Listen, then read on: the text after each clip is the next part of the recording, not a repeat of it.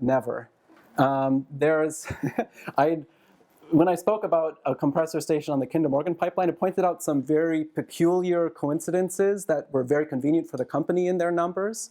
I mean, you can see how easy it would be, whether it's that big table, where they say, okay, we're going to operate this many hours, the temperature is going to be like this. Like, that's all like their conjecture, right? So the conjecture they come up with, well, I would argue it's not any better than the conjecture I presented tonight. I would think we're all just kind of doing our best to come up with the numbers. And in terms of what gets submitted to the state, I know they submit information to the state. It's possible they submit all of the information, but they might not submit any of it. I just can't answer. Yeah, go ahead. I'm sorry. Go ahead. Yeah, just to say, I'm down from Jamaica Plain. Oh, great.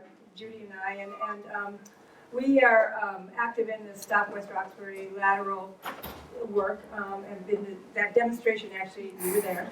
And just want to encourage people that, in fact, because that spur off of this very same line does go through Westwood, Dedham, and into West Roxbury, it lands at a metering and regulating station, which is a bad enough. It's already, they've torn down a whole block of trees to put this station in, and it's directly across from an active quarry where plastic quarry happens. And there's already a very strong gas leak right there at that corner, literally right now. Where they're doing.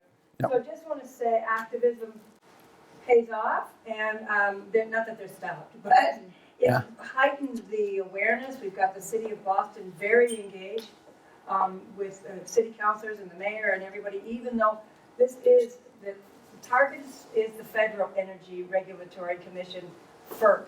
That's who really needs to be addressed on this, because they have not seen a pipeline they don't love.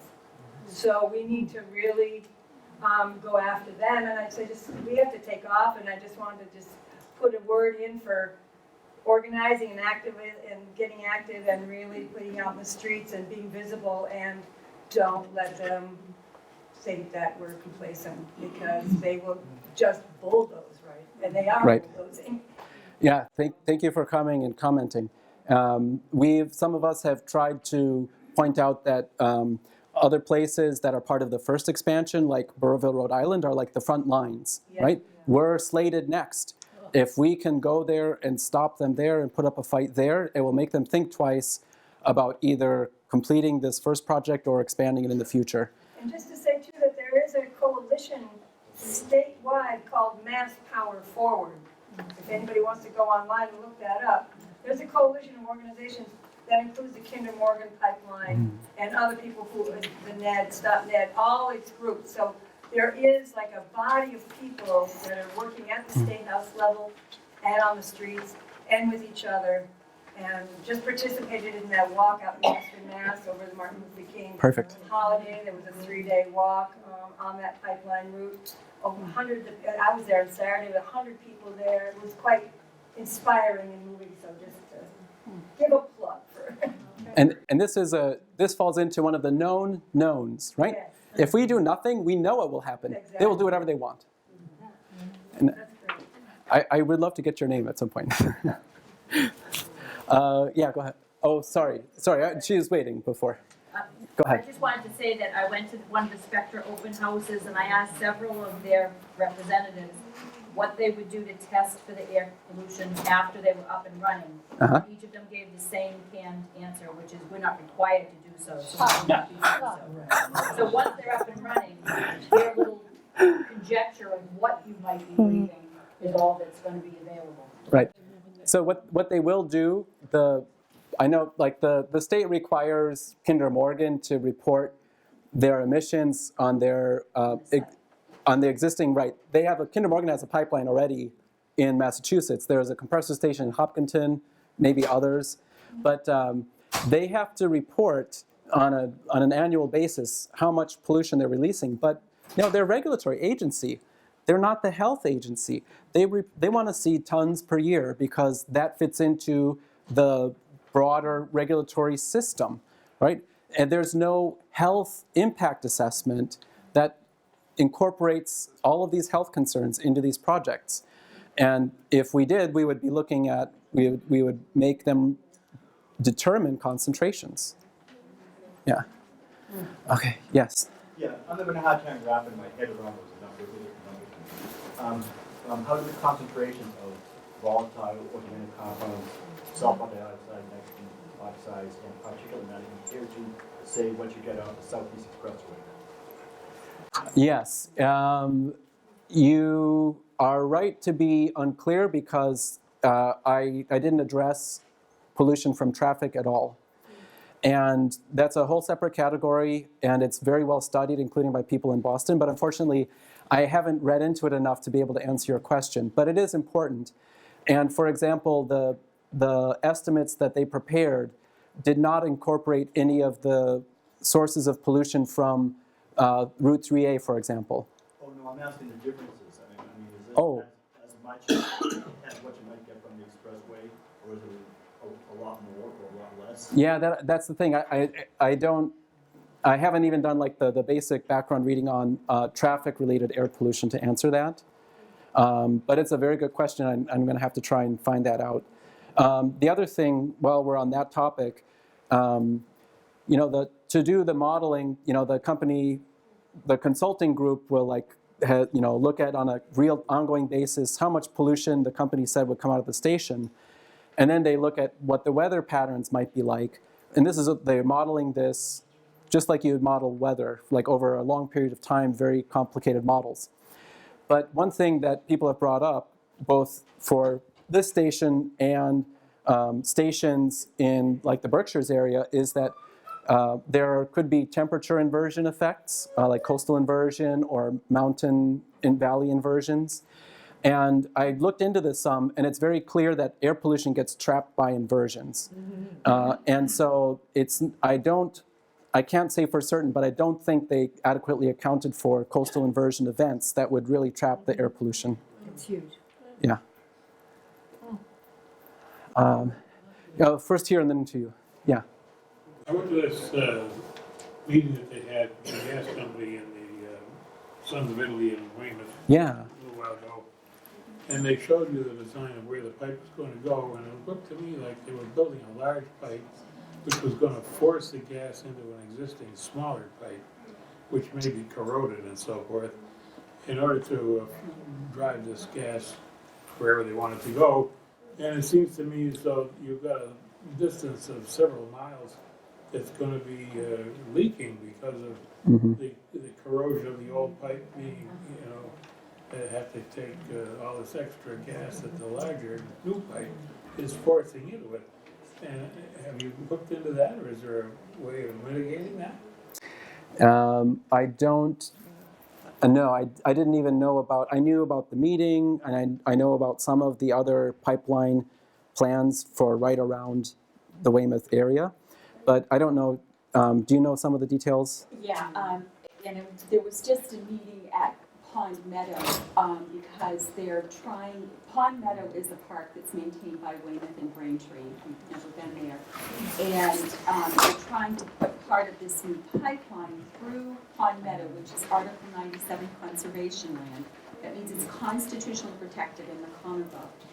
And we discussed the pipeline downgrade in size with them because it sounds crazy. They want to put in these new 30-inch pipes, and that's going to be the new pipeline that you're talking about, Jim. But they're feeding it into pipes that are 16 inches. And the 16-inch pipe is old pipe. Now, whether or not we couldn't get a straight answer out of the engineer as to whether or not that smaller pipeline was going to be upgraded, or what the heck they were doing, but you're absolutely right. It looks like that's exactly what they're doing. And so corrosion and leaks are going to be... Are these going to explode? Yes, there will be a substantial one. So it's very weird. Mm-hmm. I also went to that meeting, and I think that what I got from that was that they were going to replace those pipes, but they were surveying them at the time, and Mayor Souquet made them stop surveying. And where those pipelines were going to be and are, the old pipelines are right under the big power line grids. Yep. You know, the big ones through Weymouth, Mhm. and which was right in my backyard. Yes, yeah. Sorry, you were waiting, yeah, and then no. Just wanted to mention that you are right to be worried about the pollution and the cumulative effects of the Fall River. 30 years ago, Braintree fought Clean Harbors for their hazardous waste to incinerate. It took 12 years to fight, but you have to get the state involved. And the Ford River has multiple pollutants, and they're not getting any better. Right. So I would urge everybody to call their Congress people and at the state level and let them know that you mean business. Yep. But activism is perhaps the most important factor, and that's the reason Braintree stopped Clean Harbors from expanding. Wow. Thank you. How do you, what do they do with the lead that they pig out and all the matter that they clean out? Like, how's that stored afterwards? Radioactive lead, right? Yeah, you know, at one of these Q&A sessions, somebody said, oh no, you know, that pigging waste has been classified as non-hazardous. So I went back and I tried finding this information, and I unfortunately didn't save the document, but I found a reference that made me think that yes, there's an exemption for the pigging waste. And then I went back and I looked again recently at a much older document that said, yeah, the waste that come from like the drilling related activity is exempt from like a federal regulation, the Resource Recovery and Waste Act, which is how like the waste processing facility in the Fort River, right? They're processing all this solid waste and it all gets tracked under this federal regulation. But then that older one seemed to say that it is regulated, but so I'm not quite sure. And this is tied up in like the mid-2000s Gas Act, I think, if they're, you know, whether this pigging waste gets regulated or not. But it might be that it comes out and the company logs how much, and then it gets put in a truck and it's brought somewhere. You know, and is it spilled? I mean, there's the study I mentioned with formaldehyde. They're measuring near pigging facilities and measuring benzene in the air near pigging facilities. So I have a lot of, like, I think there are a lot of indirect clues about why those are important. But, you know, those are even less understood than compressor stations. You know, that's the thing we know the most about, and that's not even a full story, right? And the metering and regulating stations are important. The pigging stations are important. Yeah, Turner. Kurt, I think it'd be important for you all to be aware that the Mass Power Forward Coalition, which has Clean Action Network, is a partner. The next few months, we're going to be mounting a major approach to the legislature. And a lot of the things that you've got to bring to bear to the local politicians, because they can have a role in legislation that will block the pipelines if we can get through. Right. What's particularly needed in each community are constituents of your local representatives. Like bringing in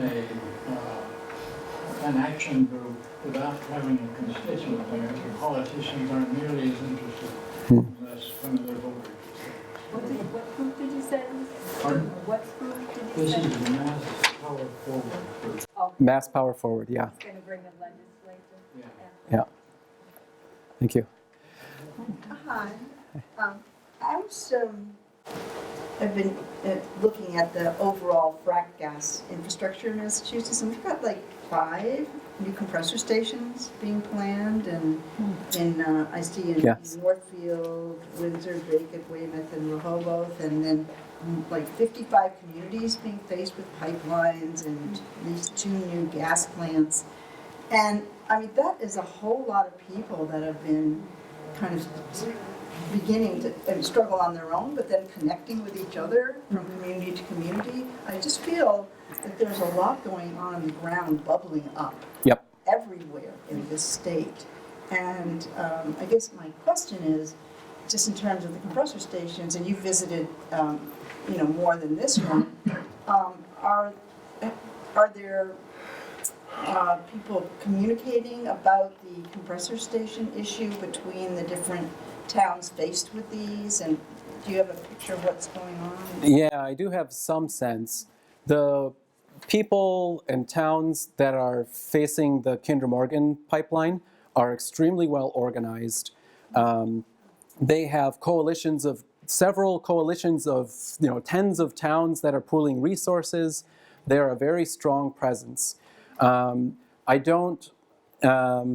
have yet to become involved with Mass Power Forward, which I will have to rectify, but that, in terms of communities dealing with Spectra's expansions, I'm not sure if that's like the best broad coalition of people.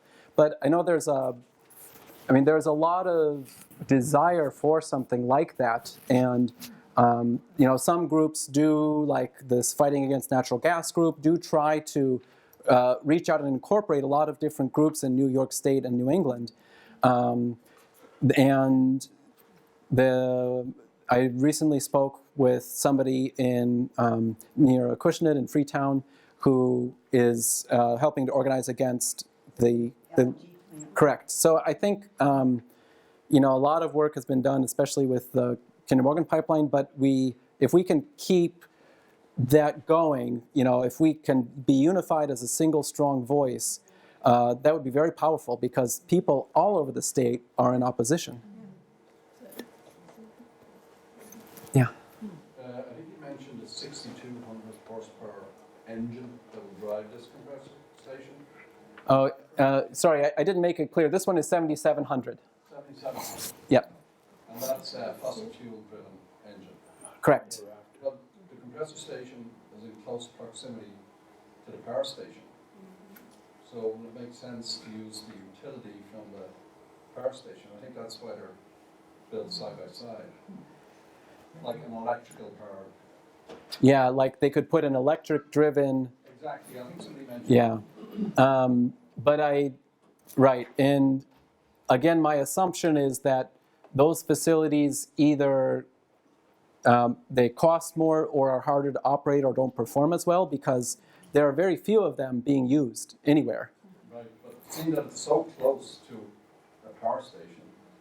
Well, there's, it tends to go the other way. So in Rhode Island, for example, this same pipeline goes through the northwest corner of the state. And and there's another pipeline there, another Kinder Morgan, the pipeline that comes through Massachusetts. So they build the compressor station first on the pipeline, and then they build the power plant next to it, but they don't bother switching out the compressor for an electric. They just keep burning the gas, because the power plant itself is burning gas, so it's all part of the same energy source. The Weymouth Compressor Station is positioned to move the gas up to Maine. It's very critical, so I think they're looking at as being strong enough to get it all the way there without building another. Right, and that's implied in the name of these projects, the Atlantic Bridge, Access Northeast. It's very clear if you find those sections of their applications that this is part of their business model, is expanding up to, like you said, Maine and beyond to Canada. And that's where the continuation from Weymouth, is going across the bay, if you will. Right. And up to the North Shore on its way to Maine. Yes. Perhaps. No, I think that's almost certain. Oh, yes, Faye. When you were talking about the asthma, I got a little lost, is because I know that in Germantown, one of the places in Quincy affected, that there's a very high asthma rate already. They had talked years ago about putting in scrubbers on, what was it on that? What's that plant? Procter & Gamble? Procter & Gamble, right. Oh. But I don't know what happened with that. I don't think they did, or they don't do it in a consistent basis. So do you know about the asthma rates in these communities? Because I think they're obviously overburdened with, with disease already and pollution already. The state does keep track of asthma. And what I don't know, along with cancer. So there's a cancer registry that is even broken down by town.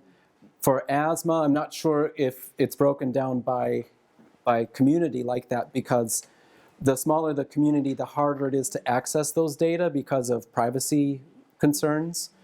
So if you could access the health outcomes of every block, and you know, well, this block somebody has cancer, this block somebody has asthma, this one COPD, this one MS, you know, like then that's kind of violating people's privacy.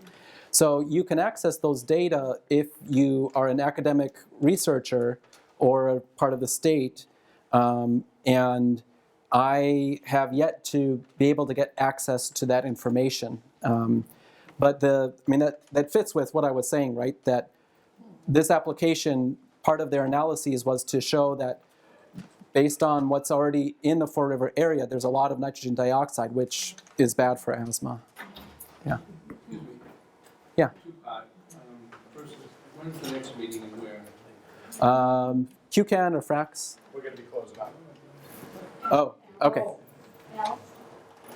Next meetings for, The next FRAX meeting is here, right there. Okay. There's a green sheet that has the RACS meeting, and it's Tuesday, February 9th at the Fore River. You didn't touch on noise. You didn't Yeah. hold down the noise. well, having spent time near the compressor in Hopkinton and in Burrillville, Rhode Island, it's not just the blowdowns. That noise is kind of there all the time. It's kind of intermittent. It sounds like this whooshy, distant jet plane sound. And like when I was out fishing by the Hopkinton compressor, it was like, that's not what I want to hear. I'm out there enjoying, and people in Burrillville, they love being out in a rural area. You know, they're the quiet, the lakes, the forest, the hunting, and they have to deal with hearing that thing. And I'm going to be working with them on noise monitoring, and the preliminary data they have suggests that it's actually violating local noise standards, but it's a very important question. Yeah. I would like to give one gigantic final round of applause.